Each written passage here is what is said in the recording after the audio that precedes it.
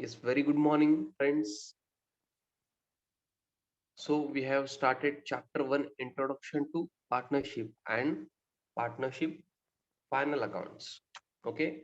Before starting with the problems, okay, we have seen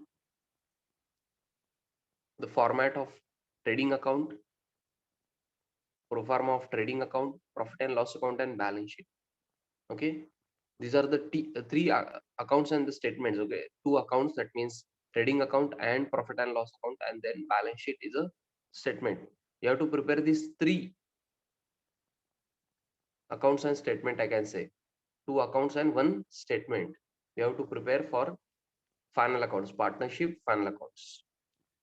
in trading account, आपको trading account में क्या मिलता है बच्चों? आप अगर ट्रेडिंग अकाउंट प्रिपेयर करोगे तो आपको मिलेगा ग्रॉस प्रॉफिट या ग्रॉस लॉस मिलेगा. ओके, वो ग्रॉस प्रॉफिट या ग्रॉस लॉस कहाँ जाएगा? प्रॉफिट एंड लॉस अकाउंट में जाएगा. सर फिर ग्रॉस प्रॉफिट और ग्रॉस लॉस हम कैसे कैलकुलेट करें? You have to do just balancing of trading account. Balancing जैसे करते हो ना लेजर, वैसे ही करना है. अगर क्रेडिट साइड ज्यादा है, क्रेडिट साइड मतलब इनकम ज्यादा है बच्चों, इनकम ज्यादा है मतलब प्रॉफिट है. डेबिट साइड ज्यादा है मतलब एक्सपेंस ज्यादा है मतलब लॉस है. ओके. हाँ, कोई तो एक हो सकता है, लॉस और प्रॉफिट दोनों एक साथ नहीं हो सकते. I hope everyone understand the same. और प्रॉफिट एंड लॉस अकाउंट में जाने के बाद आपको इनडायरेक्ट इनकम और इनडायरेक्ट एक्सपेंस मिलेंगे. डेबिट साइड में एक्सपेंसेस, क्रेडिट साइड में इनकम्स. वहां पे भी आपको क्या करना है? बैलेंसिंग करना है. अगर क्रेडिट साइड ज्यादा है, इनकम ज्यादा है, तो नेट प्रॉफिट. डेबिट साइड ज्यादा है तो नेट लॉस. सर ऐसे हो सकता है क्या? ऊपर ग्रॉस प्रॉफिट है सर, बट नीचे नेट लॉस आ रहा है, ऐसे हो सकता है क्या सर? यस, बिल्कुल हो सकता है बच्चा, बिल्कुल हो सकता है. ऊपर ग्रॉस प्रॉफिट है बट नीचे नेट लॉस आया है प्रॉफिट एंड लॉस अकाउंट में. ट्रेडिंग अकाउंट में ग्रॉस प्रॉफिट आ रहा है but profit and loss account में नेट लॉस आ रहा है, ऐसे हो सकता है क्या? बिल्कुल हो सकता है. ओके बच्चों, ऐसे कहीं पे भी नहीं लिखा है कि प्रॉफिट ही होना चाहिए या सिर्फ लॉस ही होना चाहिए, ऐसे कहीं पे भी नहीं लिखा है. कुछ भी हो सकता है. ओके. सो बैलेंसिंग अच्छे से करना है आपको. ट्वेल्थ में अकाउंट्स बहुत लोगों को आता है, मतलब 95% बच्चों को अकाउंटिंग आता है, बट मोर देन 50% स्टूडेंट्स को कैलकुलेशंस नहीं आते. This is the problem. Calculations नहीं आते, एड लेस करना नहीं आता है, परसेंटेज कैलकुलेशंस में थोड़ा सा वीक रहते हैं. ये सब कैलकुलेशंस आने चाहिए, एक तो 100% करेक्ट आने चाहिए और बाद में स्पीड भी बढ़नी चाहिए. This is requirement. ट्वेल्थ में बच्चे अकाउंट्स में कम मार्क्स इसलिए नहीं लाते कि उनको अकाउंट्स नहीं आता है. ऐसा नहीं होता है बच्चों, अकाउंट सबको आता है,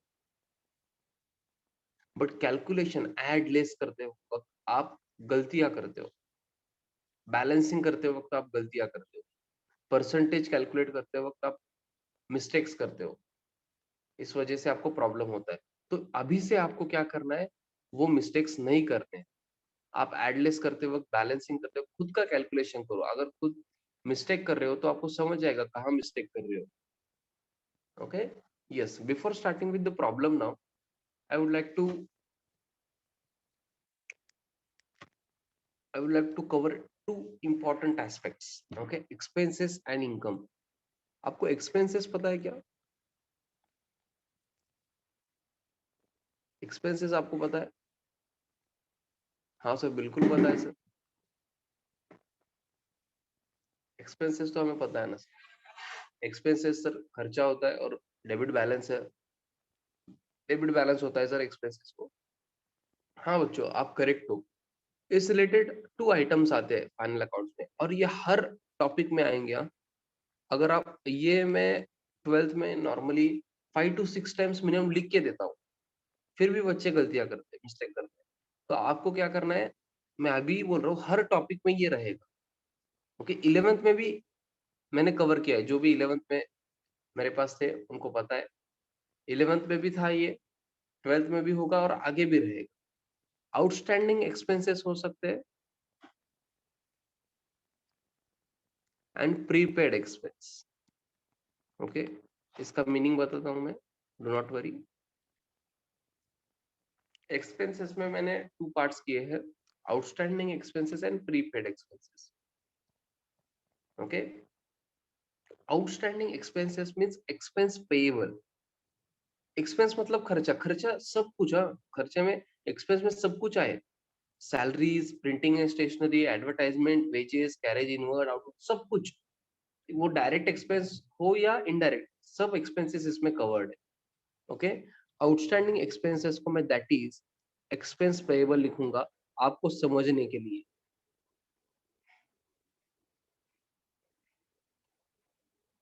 समझ रहा है क्या? मतलब जो एक्सपेंस है ना, वो सैलरी वगैरह हो सकती है या वेजेस वगैरह हो सकते हैं, वो पेएबल है। पेएबल है मतलब क्या बोलना है सर आपको? हमको पे करना चाहिए था, करंट ईयर के एक्सपेंस थे बट हमने पे नहीं किए। दैट डजंट मीन कि हम पे नहीं करने वाले। दिस इज पेएबल, हम नेक्स्ट ईयर में पे कर रहे। ओके, हाँ, कभी कभी पेमेंट लेट होता है एक्सपेंसेस का, जैसे सैलरी वगैरह हो, रेंट हो। अब कोविड के सिचुएशंस में आप सोचो ना, बहुत लोगों को रेंट का पेमेंट करने का भी पॉसिबल नहीं है। रेंट का पेमेंट करना भी बहुत टफ हो रहा है, तो वो क्या करेंगे, ओनर से रिक्वेस्ट करके, सर हम we will make payment of rent after 2 months, after 3 months, ऐसे रिक्वेस्ट कर रहे हैं। तो फॉर द टाइमिंग अगर आप देख रहे हो तो रेंट पेएबल है ना। Okay, yes, this is the meaning of outstanding expense. ये एडजस्टमेंट में आता है। ये कहाँ आता है? नॉर्मली एडजस्टमेंट में नॉर्मली देते हैं। ओके, हाँ, ट्रायल बैलेंस में भी आ सकता है, फाइनल अकाउंट में, और एडजस्टमेंट में भी आ सकता है। बट एडजस्टमेंट का बाद में देखेंगे। मुझे ये बताओ, सिर्फ एक्सपेंस पेएबल है, आउटस्टैंडिंग एक्सपेंसेस, ये रीड करके आपको क्या लगता है, ये एसेट साइड में जाएगा या लायबिलिटी साइड में? मैंने तो इतना तो बता दिया कि बैलेंस शीट में जाएगा ये। ओके, जो आउटस्टैंडिंग एक्सपेंस है, एक्सपेंस पेएबल है, ये कहाँ जाएगा? आपको थोड़ा सा दिमाग लगाना है। एसेट और लायबिलिटी में। एसेट में क्या क्या आता है बच्चों, इतना याद रखो। प्रॉपर्टीज आते हैं, इंटेंजिबल एसेट्स आते हैं, जो आना बाकी है, जो रिसीवेबल है वो आएगा, और जो आपने एक्स्ट्रा पे किया है वो एसेट में आएगा। ये तो एक्सपेंस पेएबल है ना। लायबिलिटीज में क्या आता है? जो भी पेएबल है वो लायबिलिटी साइड में जाएगा ना बच्चों। तो ये तो पेएबल है ना एक्सपेंस। हाँ, तो ये कहाँ जाएगा? लायबिलिटीज। ओके, ऐसे इतना लिख रहे हो बच्चों। और जिनको भी बैलेंस चाहिए, हाँ, तो मुझे बताओ, ये लायबिलिटीज में जाएगा, मतलब बैलेंस कौन सा होगा बच्चों? इसे बैलेंस कौन सा होगा, ये भी पता होना चाहिए, हाँ? ये भी पता होना चाहिए, डीप नॉलेज, थोड़ा सा नॉलेज आपको, ये बाकी टॉपिक्स में आपको फायदा होगा। इसे क्रेडिट बैलेंस होता है बच्चों, क्रेडिट बैलेंस। हाँ, अगर याद नहीं रहता है तो डू नॉट वरी, मैं इतने बार बताऊंगा कि आपको याद हो जाए। हाँ, क्रेडिट बैलेंस होता है। जिनको लग रहा है सर क्रेडिट बैलेंस कैसे होता है, उनको थोड़ा शॉर्टकट से बोलता हूँ मैं, एंट्री से वगैरह बाद में एक्सप्लेन करूंगा कभी, जर्नल एंट्री से। अभी इतना याद रखो। मुझे बताओ बच्चों, लायबिलिटीज को कौन सा बैलेंस होता है? सर क्रेडिट बैलेंस होता है सर। लायबिलिटीज को तो क्रेडिट बैलेंस होता है, हाँ, तो इतना याद रखो कि लायबिलिटी है ना आउटस्टैंडिंग एक्सपेंस भी, इसलिए उसे भी क्रेडिट बैलेंस। हाँ, दिस इज नॉट लॉजिक, ये लॉजिक नहीं है, ये शॉर्टकट है। लॉजिक एंट्रीज के साथ बताना चाहिए। हाँ, मैं वो अभी नहीं कवर कर रहा हूँ, बिकॉज उतना इंपॉर्टेंट नहीं है फाइनल अकाउंट। ओके, इतना याद रखो सिर्फ कि लायबिलिटी साइड में है, बिकॉज दिस इज पेएबल। हाँ, कभी कभी नॉलेज के लिए मैं थोड़ा ज्यादा बोल देता हूँ आपके नॉलेज के लिए। हाँ, तो आपको कितना याद रखना है, जितना मार्क्स के लिए इंपॉर्टेंट है उतना। Okay, yes, next, prepaid expenses. चलो बच्चों, प्रीपेड एक्सपेंसेस का मीनिंग बताओ। प्रीपेड एक्सपेंसेस मतलब क्या, आपको क्या लगता है?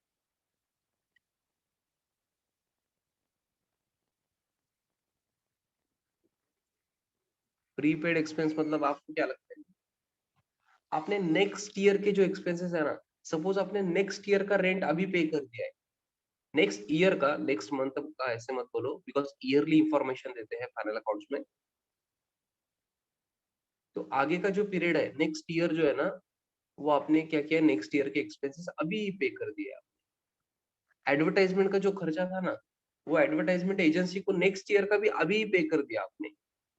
या वेजेस नेक्स्ट ईयर के अभी पे कर दिया। सैलरीज नेक्स्ट ईयर के अभी पे कर दिया आप। रेंट भी आप नेक्स्ट ईयर का पहले ही पे कर सकते हो। हाँ, आप प्रैक्टिकली नहीं करते हो, बट फिर भी एक मैं एग्जांपल बोल रहा हूँ। हाँ, तो ये तो नेक्स्ट ईयर का हुआ ना, आगे का खर्चा हुआ।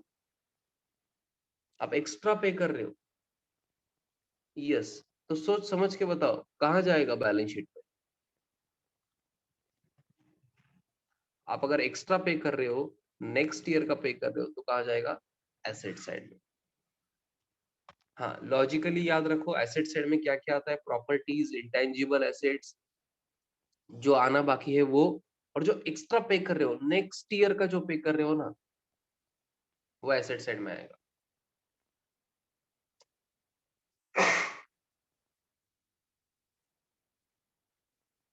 यस। हाँ, तो इसे कौन सा बैलेंस होगा बच्चों? एसेट है प्रीपेड एक्सपेंसेस, मतलब डेबिट बैलेंस होगा। वेरी, ये लिख लिया बच्चों आपने? बिग क्विक को जल्दी लिखना है। हम ऐसे इनकम का भी देखेंगे। ओके। हाँ, जिनको भी ऐसे लग रहा है सर बहुत स्लो जा रहा है सर, ये तो सब हमें आता है सर, आप एक क्वेश्चन स्टार्ट करो। मैं इतना ही बोलूंगा, आप थोड़ा सा पेशेंस रखो बच्चों प्लीज। कैसे? अगर बेसिक्स आपके कवर नहीं होंगे अच्छे से, तो आप क्वेश्चन सॉल्व करके कुछ भी फायदा नहीं होगा। ओके, बिकॉज क्वेश्चंस नॉर्मली बड़े होते हैं। आपको जो सेट मिला है क्वेश्चन बैंक, नोट्स वगैरह, उसमें आपको दिख रहा होगा 1 पेज के मिनिमम क्वेश्चंस होते हैं नॉर्मली। हाँ, 2/3 पेज या 1 पेज टोटल ऐसे क्वेश्चंस हैं। बड़े बड़े क्वेश्चंस होते हैं, तो आपको क्लैरिटी चाहिए कंसेप्ट्स में। हाँ, मैं इतना बोलूंगा आपको कि आपको अकाउंट्स में जो जन्नत होता है ना, वो सब मिल जाएगा अगर आप रेगुलर रह रहे हो, क्लास रेगुलर कर रहे हो ना। अकाउंट में जो भी जन्नत है आपको दिख जाएगी सब at the end of 12th। Okay, 12th तक जितना पता होना चाहिए उससे बहुत ज्यादा पता होगा आप। और जो सीए फाउंडेशन कर रहे हैं वो तो फिर उनका तो नॉलेज बहुत ज्यादा होगा, आप इमेजिन भी नहीं कर सकते। ओके। हाँ, have you completed till here? चलो, मुझे इनकम का लेना है बच्चों, जल्दी बताओ।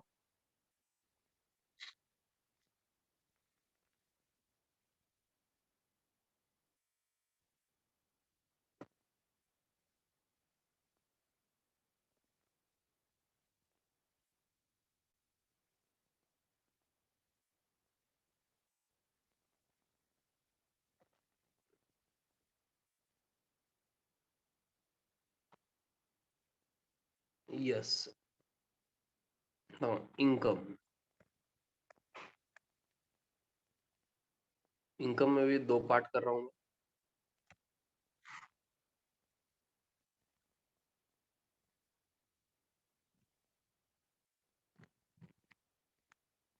Outstanding income. Sir, income payable कैसे होगा? बच्चों, मैंने आउटस्टैंडिंग का आपको मीनिंग पेएबल नहीं बताया। आउटस्टैंडिंग पेएबल भी हो सकता है, रिसीवेबल भी हो सकता है। आपको थोड़ा दिमाग लगाना होगा। ओके।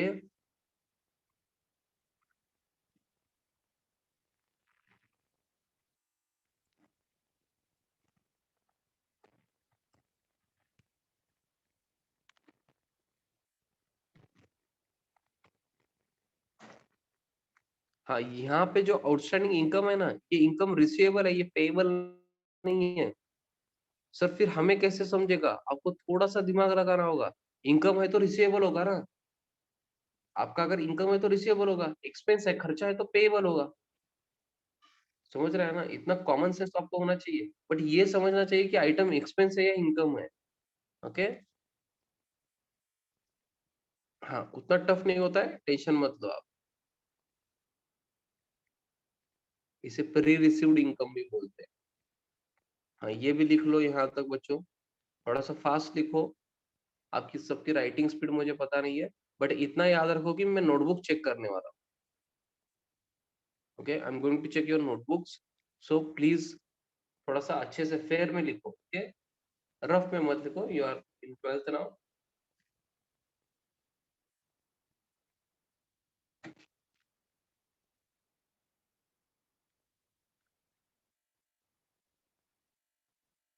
ओके, जो भी टॉपिक चल रहा है उसमें आप परफेक्ट होने के लिए ट्राई करना है आपको। ओके। हाँ, परफेक्शन आना चाहिए at the end of this topic. अगर मैं 10 प्रॉब्लम्स कवर कर रहा हूँ, तो 10th प्रॉब्लम तक आपको परफेक्शन आना चाहिए टॉपिक में। सर कुछ भी पूछो, अब तक का सब कुछ आता है सर, ऐसे। ओके, वो कब होगा? रेगुलरली आप रिवाइज कर रहे हो तो।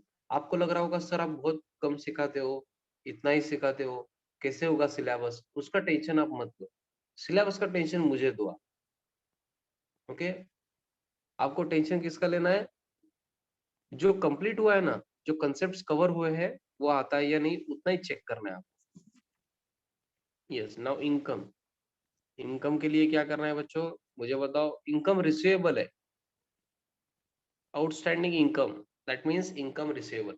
अब आउटस्टैंडिंग, कुछ बच्चे क्या करते हैं, आउटस्टैंडिंग लर्न करते हैं, सर आउटस्टैंडिंग मींस पेएबल। ऐसा कुछ नहीं है बच्चों। ऊपर ही देखा हमने कि आउटस्टैंडिंग एक्सपेंस था, एक्सपेंस पेएबल था, और यहाँ पे देखो आउटस्टैंडिंग इनकम, इनकम रिसीवेबल है बच्चों। समझ रहा है ना? हाँ, तो ऐसे लर्न मत करो। रिसीवेबल भी हो सकता है, पेएबल भी हो सकता है। कॉमन वर्ड यूज करते हैं अकाउंटिंग में। हाँ, अकाउंट्स में। यस, इनकम रिसीवेबल है तो कहाँ जाएगा बच्चों? वेरी गुड अनिकेत, सबको बताना है। आपको क्या लगता है आउटस्टैंडिंग इनकम कहाँ जाएगा बैलेंस?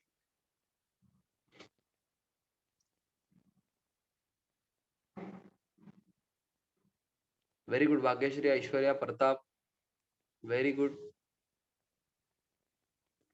नेत्रा। बाकी बच्चों को भी बताना है, ट्राई करो। एसेट साइड में जाएगा या लायबिलिटी साइड? गोपाल, एसेट या लायबिलिटी आपको बताना है। Aparna, very good. Chaitanya, very good. Try करो, एसेट में क्या आता है सोचो ना। Very good Harsh. Asset side में प्रॉपर्टीज आएंगे, रिसीवेबल्स आएंगे, और जो एक्स्ट्रा पे किया है, जो प्रीपेड है, वो भी आएगा नेक्स्ट ईयर का। Samarth, very good. Rohit, very good. बाकी बच्चे आप भी ट्राई करो। लायबिलिटीज में क्या आएगा बच्चों? जो पेएबल है वो लायबिलिटी साइड में आएगा। Gopal please think again, outstanding income is income receivable, ये रिसीवेबल है। Gautami, very good. रिसीवेबल मतलब कहाँ आएगा? प्रॉपर्टीज रिसीवेबल्स कहाँ आते हैं? बैलेंस शीट, एसेट साइड में। Okay, balance sheet, asset side, ये रिसीवेबल है ना बच्चों, आना बाकी है ये। समझ रहा है क्या? प्रॉपर्टीज रिसीवेबल्स, और जो एक्स्ट्रा पे कर रहे हो प्रीपेड, हाँ, वो एसेट साइड में आएगा। तो ये रिसीवेबल है ना, ये आना बाकी है। इनकम रिसीवेबल का मीनिंग समझ रहा है क्या? रिसीवेबल मतलब ये आना बाकी है आपको। आपका इनकम है, करेक्ट है, बट आना बाकी है, रिसीवेबल है। Okay, this is your asset ना। समझ रहा है क्या?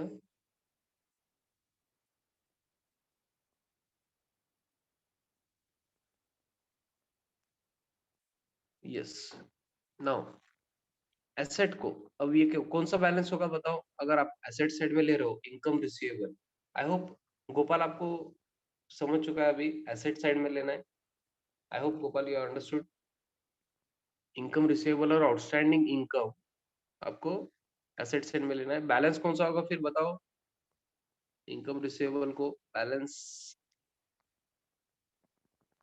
Debit balance.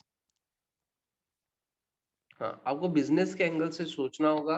अगर आप बिना सोचे कुछ बता रहे हो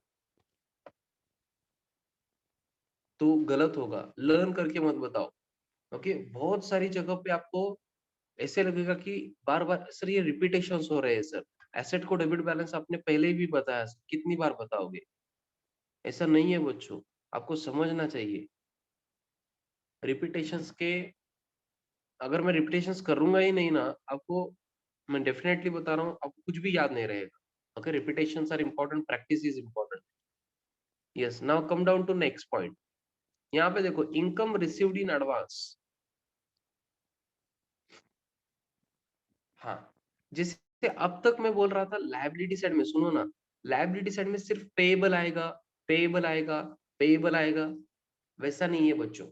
अब देखो, इनकम रिसीव्ड इन एडवांस, जैसे आप एक्स्ट्रा पे करने के बाद, एक्स्ट्रा जब पे करते हो, नेक्स्ट ईयर का जब पे करते हो, तो क्या बोलते हो आप? एसेट साइड में जाना चाहिए।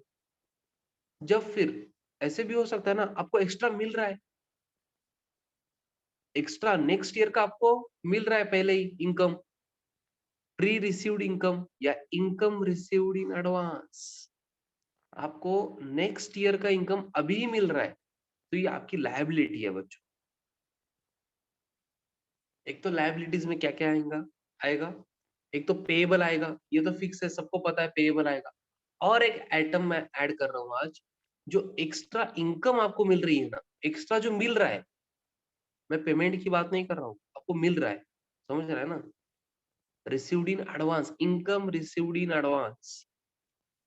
जैसे एक्स्ट्रा पे करने के बाद, ऊपर क्या बोला आपने, वहां प्रीपेड था ना, प्रीपेड, एक्स्ट्रा पे करने के बाद आपने क्या बोला, एसेट बोला ना, आप एक्स्ट्रा पे भी कर सकते हो, वैसे ही आपको एक्स्ट्रा मिल भी सकता है ना, तो आपको एक्स्ट्रा मिला है यहाँ पे, नेक्स्ट ईयर का आपको मिला है। सपोज मेरे एंगल से सोचो या क्लास के एंगल से, सपोज आपने बीकॉम की फीस या सीए फाउंडेशन की फीस अभी पे कर दी, या अभी तो सीए फाउंडेशन भी स्टार्ट हो रहा है, सपोज आपने सीए इंटरमीडिएट की फीस अभी पे कर दी,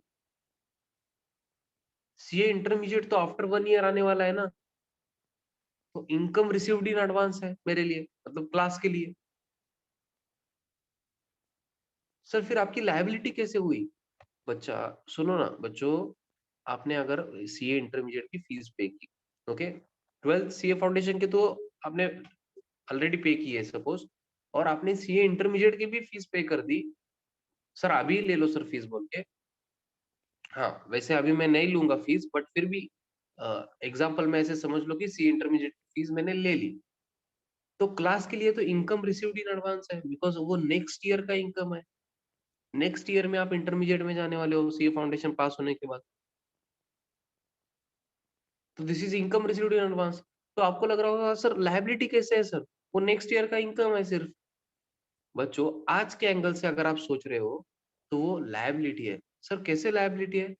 मुझे वो सर्विस देना बाकी है ना, I am liable to give you that service, CA intermediate के जो क्लासेस है वो देने के लिए मैं लायबल हूँ।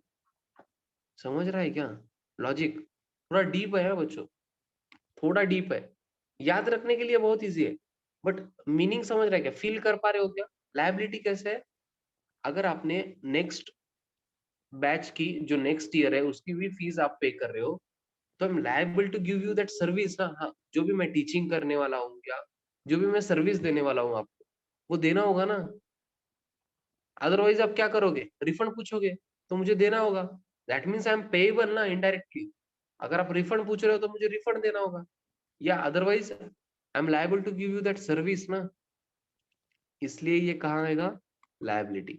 अब इतना सारा लॉजिक याद रखना है कि आपको, हाँ याद रखो, आपका मतलब आपके नॉलेज के लिए, बट शॉर्टकट क्या है, लायबिलिटी साइड में क्या आएगा, जो पेएबल है वो आएगा, और जो एक्स्ट्रा मिल रहा है ना आपको नेक्स्ट ईयर का वगैरह इनकम, वो लायबिलिटी साइड में आएगा। ओके यस, अब मुझे ये बताओ, ये लायबिलिटी साइड में जाएगा, मतलब बैलेंस कौन सा होगा, इनकम रिसीव्ड इन एडवांस को,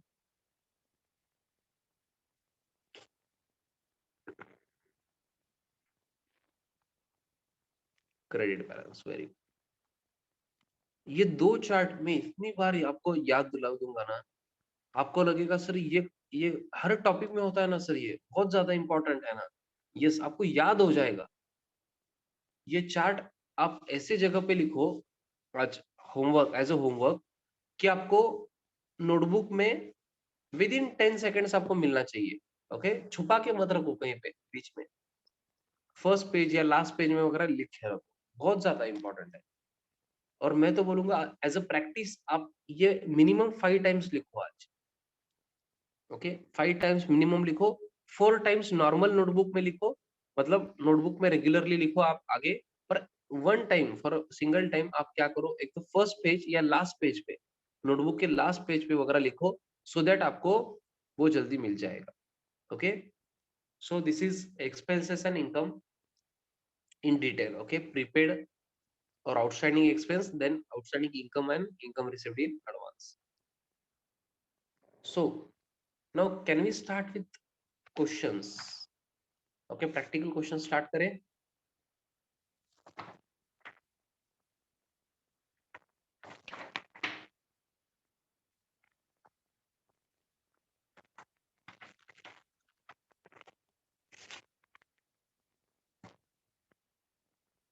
Yes, please come down to problem number 19. Every problem is important. First of all, one should know every problem, every question is important. Okay, so if you feel sir ये problem important नहीं है या ये आएगा या नहीं sir exam में, तो इतना याद रखो सब प्रॉब्लम मैं जो क्लास में लूंगा और जो मैं होमवर्क दूंगा, every problem, each and every problem can come in exam directly. Okay, थोड़ा सा अमाउंट चेंज होगा, तो कुछ आइटम्स ऊपर नीचे होंगे और एक आधा आइटम ऐड भी हो सकता है. सिमिलर क्वेश्चन आपको एग्जाम में दिखेगा. ओके, बस आपको क्या करना है, आपको जो क्लास में ले रहा हूँ और जो होमवर्क दे रहा हूँ सब कुछ आपको करना है. Okay, please read problem number 19. आप रीड करो, आपको कुछ नहीं समझ रहा होगा फिर भी रीड करो.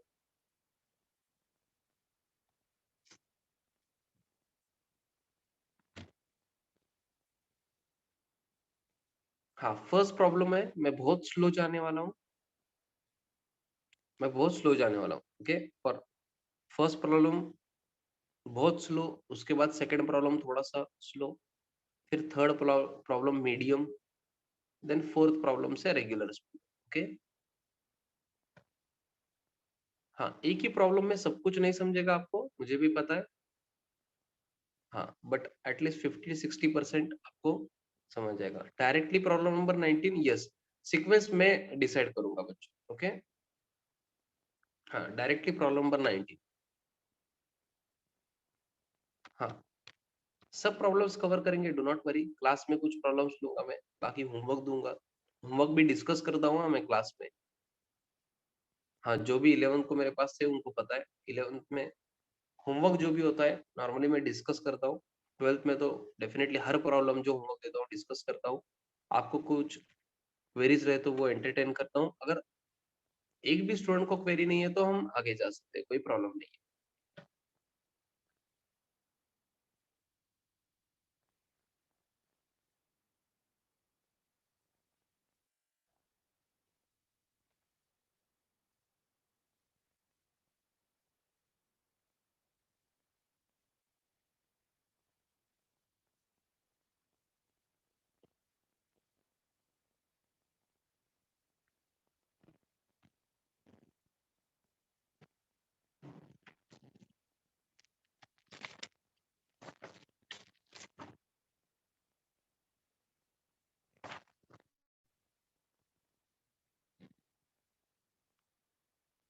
यस,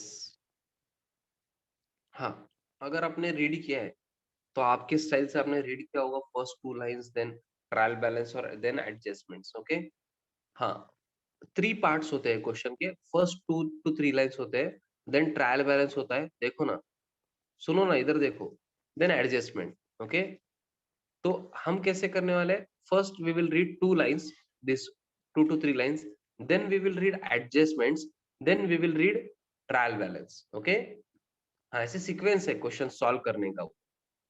हाँ, first we will read 2 lines, 2 to 3 lines, first 2 to 3 lines. Kranti and Sumangala are partners sharing profits and losses in their capital ratio. बच्चों कैसे होता है पार्टनरशिप में ना, अब यहाँ पे दो पार्टनर्स है, क्रांति और सुमंगला. तो अगर प्रॉफिट होगा 100, तो क्रांति को कितना मिलेगा और सुमंगला को कितना मिलेगा, ये ऑलरेडी डिसाइडेड होता है पार्टनरशिप डीड में. वो जब पार्टनरशिप करते हैं ना, तब तो वो बोल रहे हैं कि वो कैपिटल रेशियो में है. ऐसे नॉर्मली नहीं देते, नॉर्मली रेशियो दे देते हैं 2:1, 1:1 ऐसा. ये कैपिटल रेशियो क्या होता है, ये कैपिटल जो ट्रायल बैलेंस में दिख रहा है ना आपको, हाँ, वो रेशियो में आपको प्रॉफिट्स एंड लॉसेस लेने हैं. ओके, मतलब उनका रेशियो क्या है, प्रॉफिट एंड लॉसेस शेयर करने का, जो कैपिटल का रेशियो होगा वही है. सर फिर कैसे कैलकुलेट करें, डू नॉट वरी, मैं नेक्स्ट लेक्चर में वो कवर करूँ. From the trial balance given below and adjustment, you are required to prepare trading and profit and loss account for the year ended 31st March 2019 and balance sheet as on that date.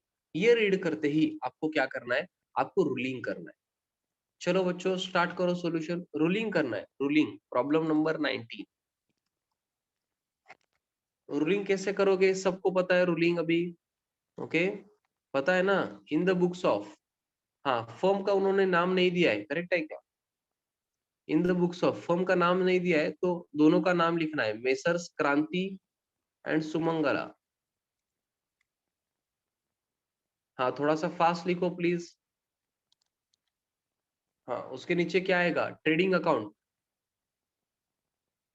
हाँ trading account के लिए 1 page, then profit and loss account 1 page, debit credit लिखो trading account के लिए। हाँ मेरे पास यहाँ पे जगह नहीं है इसलिए मैं फॉर्मेट में आ गया हूँ। आप ये ऊपर सेंटर में लिखना है आपको ये सभी, for the year end date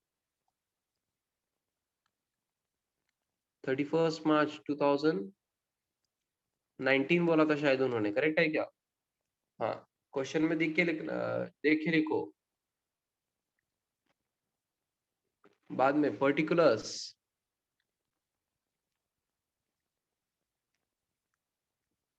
rupees rupees, particulars पूरा लिखो आप, मेरे जैसे पी मत लिखो, पर्टिकुलर्स रुपीज रुपीज। यस, और रूलिंग करते टाइम ही आपको क्या करना है, आपको रूलिंग करते टाइम ही इतना फॉर्मेट लिखना है, टू ओपनिंग स्टॉक, बच्चों लिखो fast, to opening stock, to purchases, ये रूलिंग करते ही लिखना है आपको, हर प्रॉब्लम में होगा ये, टू परचेस रिटर्न। हाँ अगर जगह नहीं है तो नीचे आ सकते हो यहाँ पे परचेस रिटर्न लिखने के लिए, by sales, less sales return.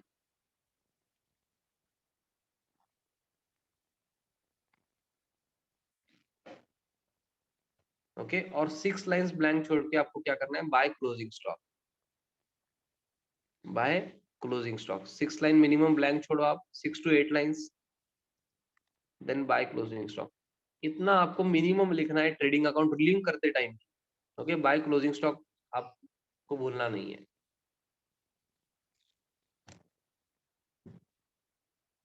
हाँ कुछ बच्चे क्या करते हैं, या कॉलेज में भी कुछ सर ऐसे बोलते हैं, रुपीज की जगह अमाउंट रुपीज बोलते हैं, that is also correct.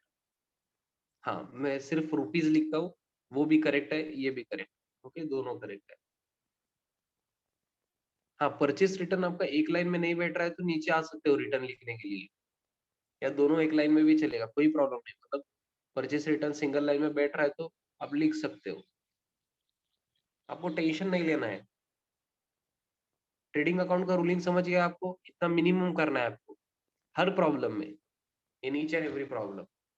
Okay, हाँ तो इसके बाद क्या आता है, profit and loss account and balance sheet. Next page पे आएगा प्रॉफिट एंड लॉस अकाउंट, उसके बाद एक पेज ब्लैंक छोड़ के बैलेंस शीट आएगा। ओके, उसका प्रेजेंटेशन में भी वो भी बताऊंगा मैं, do not worry about that. हाँ बट टाइम कंस्टेंट की वजह से ओके मैं 40 मिनट्स के ही लेक्चर ले रहा हूँ, for few days I am going to take only 40 minutes lecture. Okay, सब आप थोड़ा सा अकस्टम हो जाए, मे भी कुछ लोगों के लिए मैं एज अ टीचर भी नया हूँ, तो हेवी लेक्चर नहीं होना चाहिए। ओके, तो आज के लिए यहीं रुकते हैं। यस, सबको बाय करना है बच्चों।